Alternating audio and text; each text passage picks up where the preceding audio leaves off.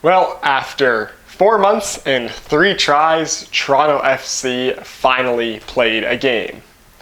And I'm sorry guys, I wanted to make a huge, exciting video for this, and then that last few minutes of that game took all the life out of me. That ending to that game was some of the most piss-poor defensive efforts, the worst holding of a lead, the worst execution of being a man up I've ever seen, I think, in Major League Soccer. So much was wrong. The mentality fell apart. The momentum was just given away. It's not like DC was pushing or getting chances leading up to the Higuain goal. They just kind of let them have it.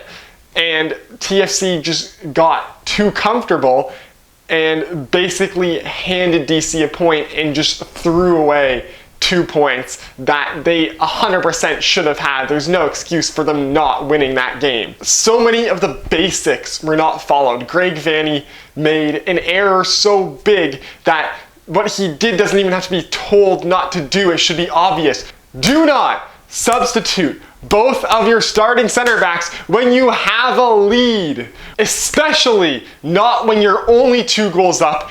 Even though the other team's down a man, it doesn't matter. When you're holding a tight lead, never, ever, under any circumstance, substitute your starting center backs. That's just such a basic rule and such a basic thing for anyone who manages any soccer team to pick up. I don't even pull that stuff when I'm messing around in Football Manager. It just shouldn't be said, especially when your 2 backup center backs are Ciman and Zavaleta, who you know have problems in the past and you know have been disappointing in the past in games where you've put them together. You know that those 2 together are a recipe for disaster, yet you put them on holding a lead. It was just a complete misread of the game, a complete misread of the situation, and it was just a sign of pure utter overconfidence and really just completely underestimating DC United. Up until that point in the second half of a man down, DC United had nothing going. And if TFC was up 4-5-0 in that scenario, yeah, sure, maybe. But 2 goals. You were up 2 goals. That can be made back in under a minute if things go wrong. And things did go wrong, and TFC literally just threw away the 2 points right there. And the whole team too, even besides the center backs, they stopped pushing. They basically got complacent with passing the ball around at half.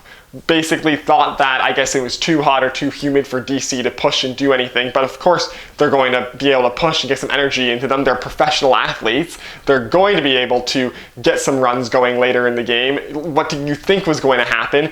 And TFC just got too complacent. They got too confident. They subbed off significant pieces and then just sat there surprised Pikachu face when things went south. Honestly, right now, my disappointment is immeasurable. And my day is ruined. That game just took all the life I had out of me, especially if you're following my Twitter feed at halftime. I was feeling it, all the TFC fans were feeling it, and things just went south. Positives from that game. Piatti looked good while he was playing. Pozuelo looked really good when he was playing. The problems only stopped after those 2 were subbed off. They were both absolutely fantastic. Quentin Westberg was being Quentin Westberg. He had an absolutely fantastic save on Kamara in the first half, and up until the point where his defenders just completely let him down, Westberg was having a spectacular game in my opinion. And Ayo Akinola.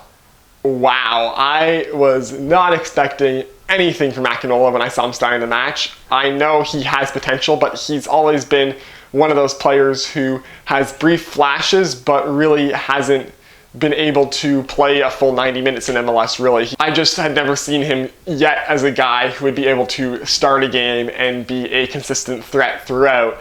And he was fantastic the whole game, had that beautiful screamer to open the scoring, was not expecting that from him. Then before 20 minutes, he had 2 more chances that he could have scored both of them. He almost had a hat trick before 20 minutes. Ended up finally scoring the second goal before halftime to get his brace.